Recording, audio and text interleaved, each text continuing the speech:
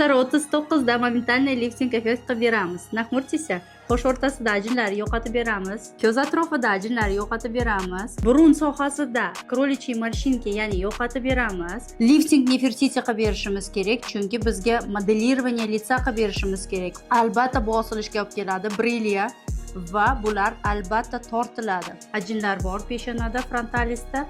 Bu ajinlarimiz 100% yo'qotib beradi. Kisetniy mashina lablarimizda bor. Shu kisetniy mashinalarni yo'qotib beramiz. Dahan iyak bu обязательно gipertonusda. Dahanni bo'shashtirib bersak, mana bu yerda chizig'imiz bor, yo'qoladi chizig'imiz. Demak, protsedurani yarmisini tugatib oldik. Agar ko'rsalaring do protsedura, qoshlari asimetriyasi bor, qoshlari pastida bu hozir почти наравне 14 kundan keyin полный to'g'irlanadi va tekis bu qoshi bilan bo'ladi.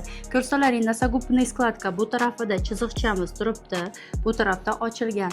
Lablari уже yarmi tarafi ochilgan, ajinlari ketgan, baqbaqa bilan brilkalari osilganda tortilgan. Bu tarafini ko'rsalaring bo'ladi. Chotki kontur. Endi bu tarafini ko'ringlar. Bu yerda osilgan va tortilgan.